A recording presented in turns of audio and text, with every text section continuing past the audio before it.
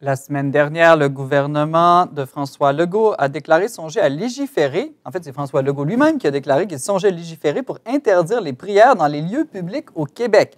Il a de plus avoué viser spécialement les groupes islamistes avec cette mesure. Notre question de discussion choisie par Ariane Beauferré cette semaine, devrait-on interdire les prières en public, tout simplement? Ariane, j'imagine que tu ne dois pas être trop favorable à ça. Non, pas vraiment. Surtout que la prière, c'est un droit fondamental qui est protégé par la Charte canadienne des droits et libertés, par la Déclaration universelle des droits de l'homme à l'article 18. Et ce n'est pas quelque chose qui dépend non plus de où est-ce qu'on se trouve. C'est comme l'allaitement, c'est comme d'autres droits dont on peut jouir n'importe où, et ça ne dépend pas de si on a accès ou pas à un lieu privé au final. En plus de ça, c'est clairement inapplicable, parce que ce n'est pas comprendre ce qu'est la prière. La prière, elle vient accompagner tous les moments d'une journée, tous les moments d'une vie. Il n'y a pas un moment où on prie, il y a un moment où on fait autre chose. Dans plusieurs religions, ça accompagne les repas, ça accompagne nos marches, ça accompagne nos rendez-vous avec des amis. D'ailleurs, c'était dans une lettre ouverte de Monseigneur La Liberté, c'était ce qu'il soulignait. Il arrive que... Monseigneur La Liberté, qui est l'archevêque, l'évêque de Trois-Rivières. Oui, tout à fait, qui a sorti une lettre ouverte il y a quelques jours. Il expliquait que parfois, une organisation religieuse, elle va organiser une activité sportive, un dîner, des œuvres de bienfaisance. Et au fil de ces activités, il peut y avoir des moments de prière. Ça a lieu dans des lieux publics. Est-ce qu'on va commencer à dire, vous pouvez les organiser, mais il ne faut surtout pas prier? Non, ça pose un problème d'applicabilité, c'est sûr. Après, il y a la question aussi de l'espace public ne doit pas non plus être dénaturé par certaines activités. On ne pourrait pas imaginer un groupe qui se retrouverait dans un parc tous les mardis matins à 6 heures pour prier ensemble. C'est parce que ce n'est pas l'objectif du parc, du lieu public. Et tu peux avoir une nuisance pour le voisinage, par exemple une nuisance sonore. Tu peux avoir un problème aussi au niveau des voies de circulation. Donc moi, je le vois comme... Mais ce n'est pas tant la prière ici le problème. Non, c'est le rassemblement. De monopoliser un espace qui se veut accessible à tous. Ça pourrait être vrai d'un groupe d'adolescents qui monopolisent tout l'espace tous les soirs, ils font trop de bruit. Des concerts, des activités. Parfois, un lieu public aussi peut y avoir un accès qui est restreint. On peut avoir une zone fermée, par exemple pour le Carnaval de Québec, pour des festivals.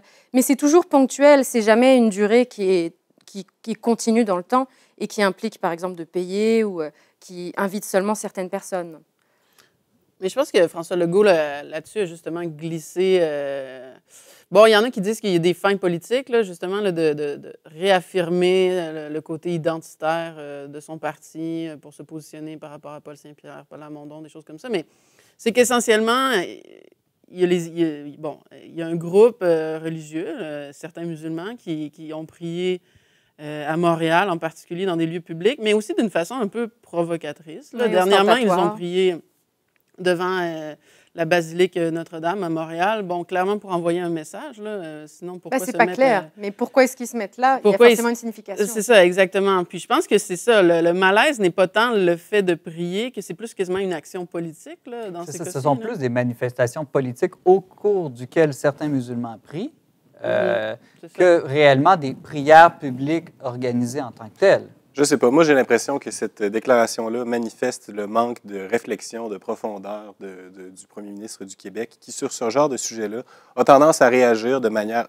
impréparée et irréfléchie. Mais il a dit qu'il y avait songé depuis Je veux dire, on voit qu'il y a des musulmans, certaines personnes dans la population québécoise, peut-être des musulmans, d'autres groupes religieux, par exemple, comme les Juifs, qui font certaines pratiques religieuses publiques à l'occasion de certains événements dans le calendrier liturgique juif, et qui, finalement, dérange l'esprit laïcard d'une certaine partie de la société québécoise, d'une certaine génération un peu 68arde, qui s'était raconté le récit que la religion n'existait plus dans notre société.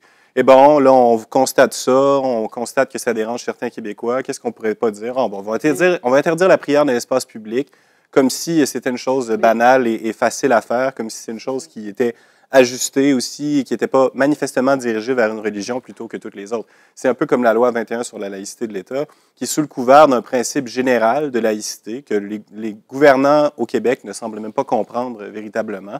On se sert de ça pour s'abrier de vertu et finalement attaquer des groupes minoritaires qui, eux, ont besoin d'être protégés et pas attaqués. Oui, mais là, il a été très transparent. Il a dit qu'il visait spécialement certains extrémismes musulmans islamistes. Par contre, ce qu'il ne semble pas avoir réalisé, c'est que ça affecte des chrétiens, des catholiques, même des gens qui font du yoga. Mais c'est bizarre, ça, il y a une naïveté. J'ai vu un commentateur dernièrement politique dire Oui, mais c'est pas grave parce que les chrétiens prient jamais dans la rue. Ben non. Là. Moi, la procession du vendredi saint, la procession, la il fête dit non, mais c'est ça qu'on lui Dieu, a objecté. Il dit, moi, j'ai jamais vu de procession. Mais c'est pas parce que t'en as jamais vu qu'il y en a Moi, j'ai de pas, la difficulté à croire ça. Je veux dire, François Legault est un homme de plus de 60 ans. Il a vécu au Québec dans les 7 dernières décennies. On en a vu quand même là, des processions du Vendredi saint puis des activités chrétiennes de toutes les sortes dans l'espace public. Et manifestement, ce n'est pas le genre de choses auxquelles il pensait. Mais je pense que François Legault est plus intelligent là-dessus qu'à première vue. Je pense qu'il sait que ce n'est pas applicable puis qu'il a fait la remarque justement pour calmer ceux qui sont indignés face à ces prières-là musulmanes dans la rue. C'est comme juste un... C'est comme s'il dit, pour noter, oui, je l'ai remarqué, parce que les gens sont fâchés qu'il n'y avait pas de discours public là-dessus en ce moment. Là. Il y a des vidéos qui circulent sur Twitter, sur différents médias, où on voit les gens prier, puis ça choque le Québécois moyen.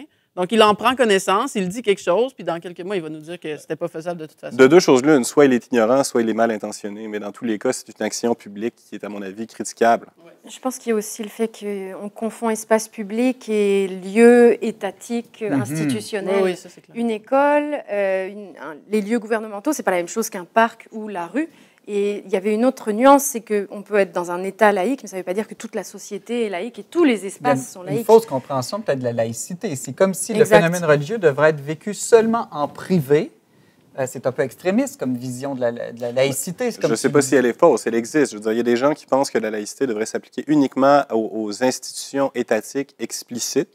Il y a des gens qui pensent qu'elle devrait s'appliquer dans l'ensemble de l'espace public et partagé par les concitoyens et que donc aucune activité religieuse devrait être célébrée à l'extérieur des résidences privées et des lieux de culte prévus à l'effet. Moi, je pense que c'est peut-être un glissement d'une certaine conception de la laïcité républicaine à une autre, là, à laquelle on est en train d'assister, mais il y a continuité dans la logique qui explique tout ça.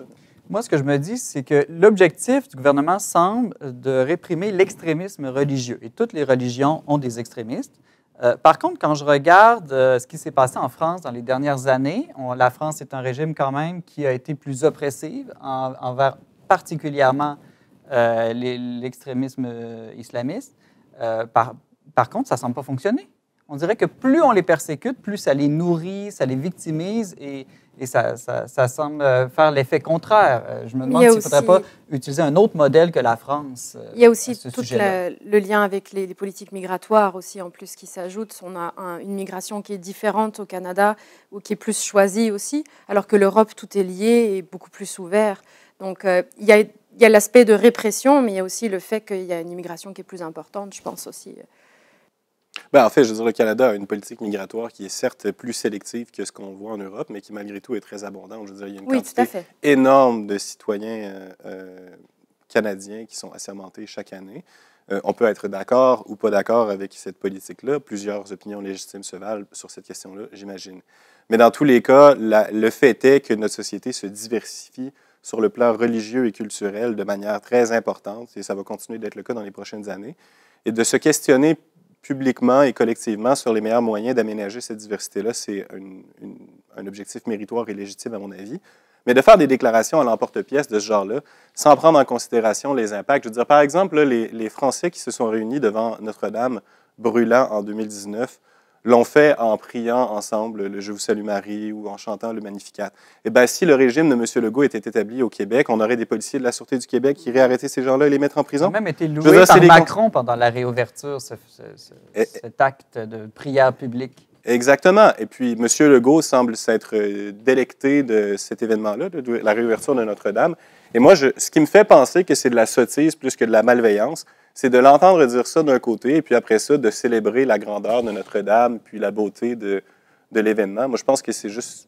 Il dit les choses au fur et à mesure qu'il les pense. Merci à vous trois. On doit s'arrêter ici. La question est lancée. La discussion peut se poursuivre, entre autres, sur les réseaux sociaux, sur la page YouTube du Verbe Média, où vous pouvez retrouver toutes nos émissions. Vous pouvez aussi nous écrire à verbomoteur@le-verbe.com.